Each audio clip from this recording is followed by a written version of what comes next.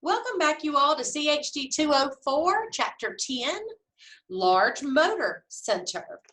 So this week we're going to talk about a large motor center, and basically what we're saying is a center where children can develop and practice their large motor skills inside the classroom. So we're talking about, well, let's see, there we go.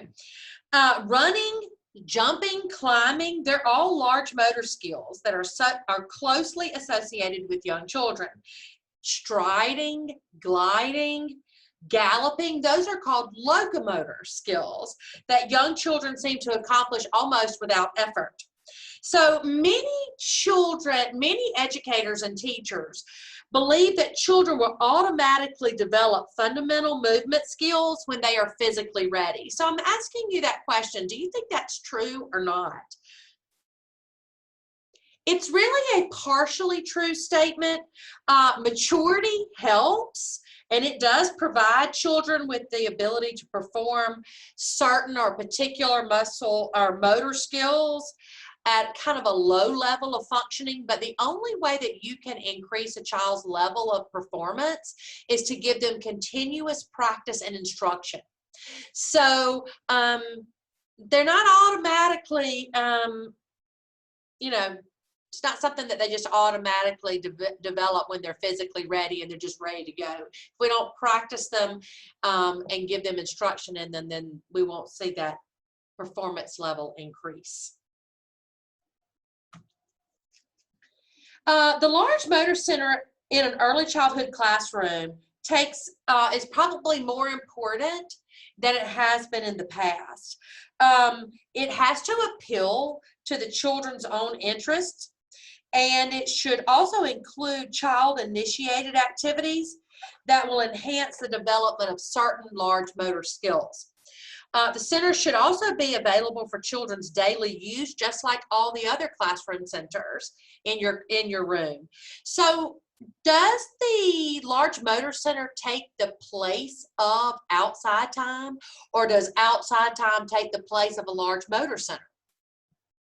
So in other words, do you just do one, or do you need to have both? Outdoor time needs to complement the daily program whenever possible, but it does not substitute for large motor activities within the classroom. Children need in-class large motor experiences on a daily basis. So the importance of large motor skills, why are they even important? Why do children need to develop these? In the developmental scheme of things, the focus should be on large motor skills for preschool children.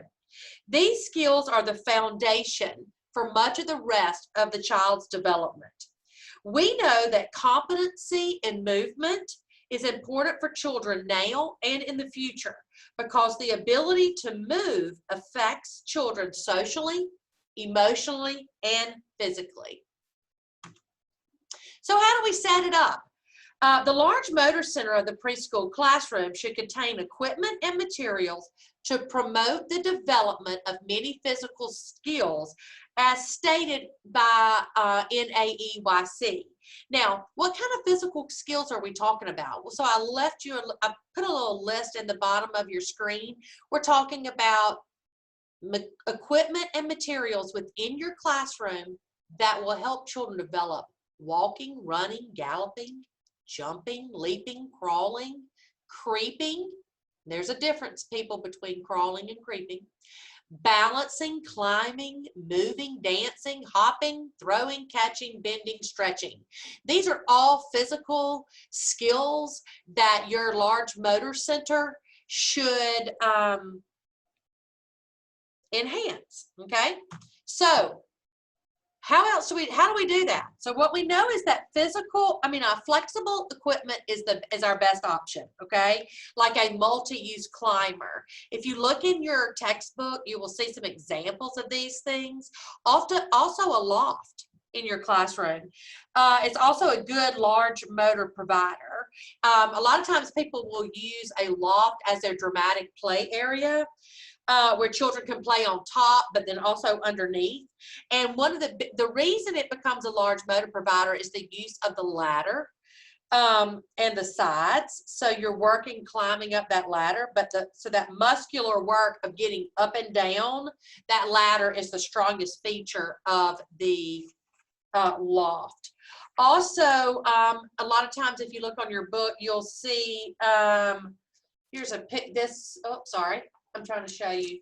This picture right here, these are the large plastic hollow blocks that your book was talking about. These are really great too. It allows children to kind of create their own climbing and crawling, sliding kind of apparatus by using those large, hollow, heavy plastic climbing cubes. And also, maybe for younger children, they're not quite as high as possibly a loft. So make sure as you're going through this chapter that you refer to your course in Blackboard, but also your textbook for activities to include and enhance in a large motor center in your classroom. One thing I do want to talk about is throwing and catching, okay? Classroom throwing and catching. We can encourage catching and throwing through the inclusion of a throwing booth station, feed the animal, or a catching coop station.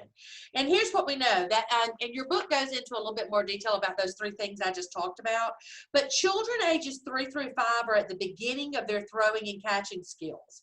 Children need to practice in throwing objects both underhanded and overhanded in order to develop this complex skill. So we got to give them an opportunity to throw underhanded and overhanded, and also to catch. And so in the classroom, we're talking about like bean bags, yarn balls, sponges, things like that. Not a heavy ball, okay? Those we were going to reserve for outside in our, larger balls. But we're talking about soft things that you could actually use, foam balls, those types of things.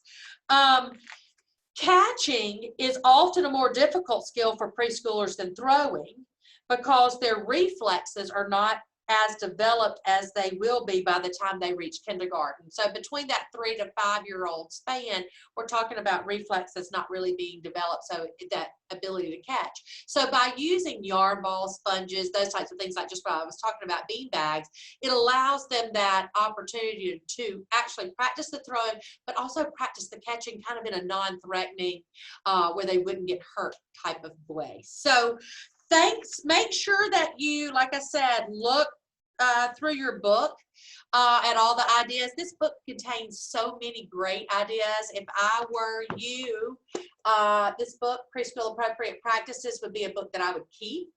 I wouldn't sell it back at the end of this semester. I think it could be a great benefit to you when you get your own classroom because of the activities and the books that it suggests, along with, that you can use in different centers. So thanks for joining me for chapter 10, and I will see you next week.